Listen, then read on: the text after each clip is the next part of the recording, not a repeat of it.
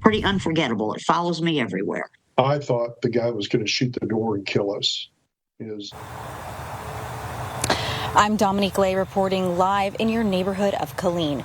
Now, where I'm at, I'm standing right in front of the memorial that honors the lives of 13 people who were killed in a shooting 16 years ago today on Fort Hood. Now, just a few moments ago, there were people who gathered in the middle of that memorial for a moment of silence. But it was 16 years ago today that Nidal Hasan turned a weapon on his fellow military brothers and sisters. It was a moment that left several with survivors' guilt and several with moments they'll never be able to forget.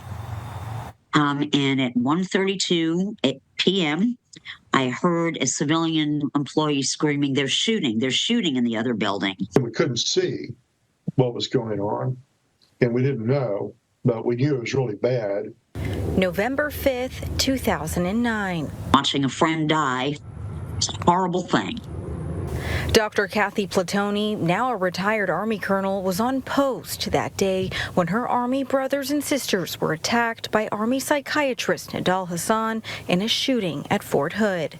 Sean, primarily being a nurse practitioner, tried desperately to save Captain Gaffney's life while I did whatever I could and begged him not to go, and he died right there in front of us.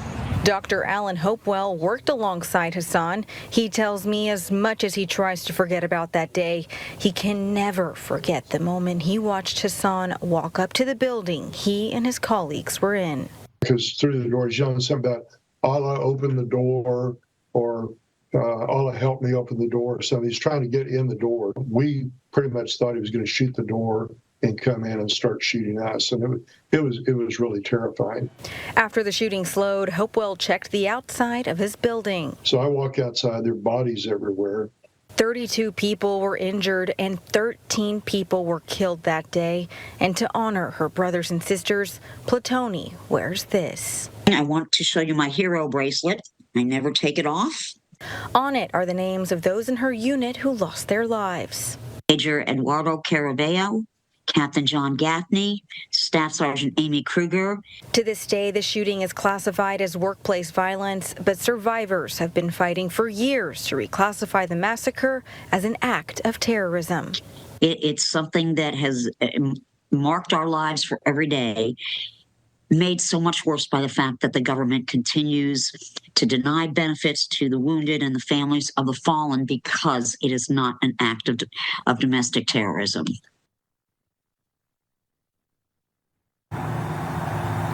Hopewell earned the Meritorious Service Medal for his actions during the shooting, where he helped keep at least 8 people safe. Secretary of War Pete Hegseth recently stated that he is committed to ensuring that Nidal Hasan receives the death penalty. Reporting live in Killeen, I'm Dominique Lay.